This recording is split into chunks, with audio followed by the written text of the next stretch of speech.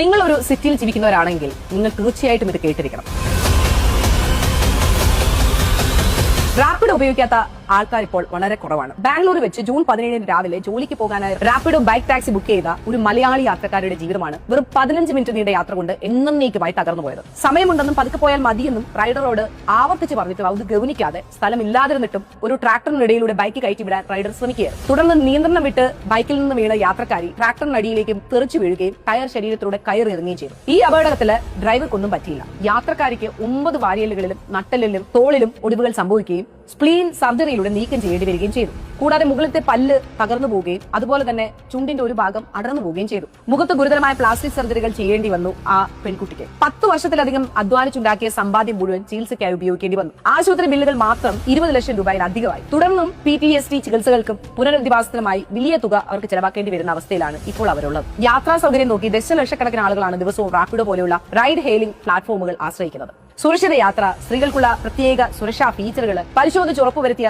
റൈഡർമാർ എന്നൊക്കെ അവകാശപ്പെട്ട് കോടിക്കണക്കിന് രൂപയുടെ പരസ്യങ്ങളാണ് റാപ്പിഡോ നിർമ്മിക്കുന്നത്. എന്നാൽ ഈ ആകർഷകമായ പരസ്യങ്ങൾക്കും വിപണന തന്ത്രങ്ങൾക്കും പിന്നിൽ തികച്ചും ദാരുണമായ കുറച്ച് യാഥാർത്ഥ്യങ്ങളുണ്ട്. അപകടങ്ങൾ സംഭവിക്കുമ്പോൾ യാത്രക്കാരെ സാമ്പത്തികമായും ശാരീരികപരമായും കൈവെടിഞ്ഞ് അവർ അവരുടെ പാട്ടിന് പോകും. ട്രേഡിംഗ് പഠിക്കാം ട്രേഡ് മാക്സ് അക്കാഡമിയോടൊപ്പം. ഡ്രൈവർമാരുടെ വിശദാംശങ്ങൾ കർശനമായി പരിശോധിക്കുന്നുണ്ടെന്നും ഉയർന്ന സുരക്ഷാ മാനദണ്ഡങ്ങൾ പാലിക്കുന്നുണ്ടെന്നും കാട്ടിയാണ് റാപ്പിഡോ ആളുകളെ ആകർഷിക്കുന്നത്. എന്നാൽ യഥാർത്ഥത്തിൽ ഈ പരിശോധനകൾ തികച്ചും പൊള്ളത്തരമാണ്. റൈഡർമാർ ട്രാഫിക് നിയമങ്ങൾ ലംഘിക്കുമ്പോഴും അമിത വേഗതയിൽ പായുമ്പോഴും സ്ഥലമില്ലാത്തിടങ്ങളിലൂടെ വാഹനം കയറ്റിവിടുമ്പോഴും ഒക്കെ അതിന് വലിയ വില നൽകേണ്ടി വരുന്നത് പണം കൊടുത്ത് യാത്ര ചെയ്യുന്ന സാധാരണക്കാരാണ്. ഈ ഒരു സംഭവം ഈ പെൺകുട്ടി സോഷ്യൽ മീഡിയയിലൂടെ ഷെയർ ചെയ്ത സമയത്ത് ആയിരക്കണക്കിന് ആൾക്കാരാണ് റാപ്പിഡോയുടെ ഇത്തരത്തിലുള്ള പെരുമാറ്റം കൊണ്ട് ബുദ്ധിമുട്ടുന്നതെന്ന് അനുഭവങ്ങൾ സഹിതം വ്യക്തമാക്കിയിട്ടുണ്ട്. അതേപോലെ തന്നെ റൈഡറുടെ അല്ലെങ്കിൽ ഡ്രൈവറുടെ പിടിപ്പ് കേടുകൊണ്ട് മരണം വരെ സംഭവിച്ചിട്ടും റാപ്പിഡോ തിരിഞ്ഞു നോക്കി.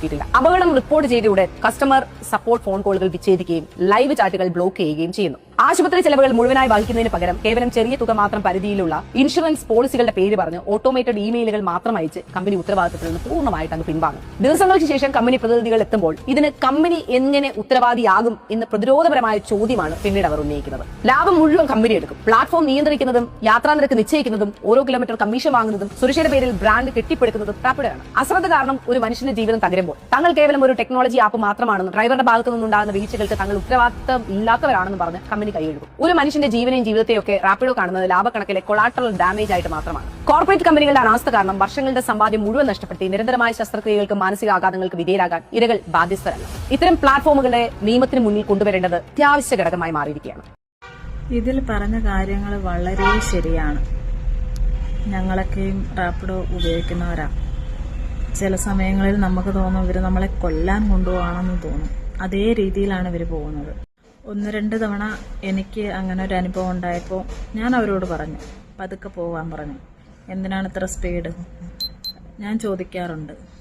ഒന്നാമത് ബാംഗ്ലൂർ റോഡ് സൈഡിൽ എപ്പോഴും ഗട്ടറും അതും ഇതും ഒക്കെയാണ്.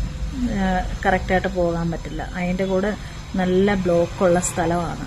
ഇത്രയും തിക്കും തിരക്കും ആണെങ്കിലും അവർ റോഡില്ലെങ്കിൽ പോലും സൈഡിൽ കൂടെ ആണെങ്കിലും പോകാൻ ട്രൈ ചെയ്യും. അങ്ങനെ ഞാനൊരിക്കൽ ഒരു പയ്യനെ ഞാൻ വഴക്ക് പറഞ്ഞതാണ്. ഇതിനെതിരെ നടപടി എടുക്കുക തന്നെ വേണം. അതിന് നമ്മളെപ്പോലെ എല്ലാവരും കൂടെ സപ്പോർട്ടായിട്ടുണ്ട്.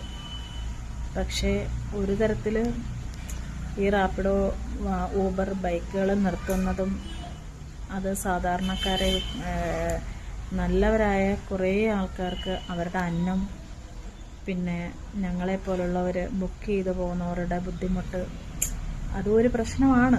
പക്ഷേ ചിലരെ കൊണ്ട് ഇങ്ങനെ 5 സെക്കൻഡ് കൊണ്ടോ 5 നിമിഷം കൊണ്ടോ ഒരാളുടെ ലൈഫിന് തന്നെ ജീവന് തന്നെ ആപത്താണെന്നുണ്ടെങ്കിൽ പിന്നെ അങ്ങനെയുള്ളവർക്ക് കടുത്ത ശിക്ഷ തന്നെ കിട്ടണമെന്ന് തന്നെ പറയുന്നത്. പ്രത്യേകിച്ച് ഇങ്ങനെയുള്ള കമ്പനികൾ അവർ ഇതിന് ഒരു റെസ്പോൺസിബിലിറ്റിയും ഏറ്റെടുക്കാത്തത് അത് അതിന് എതിരെ നല്ല രീതിയിൽ തന്നെ പ്രതികരിക്കുക തന്നെ വേണം.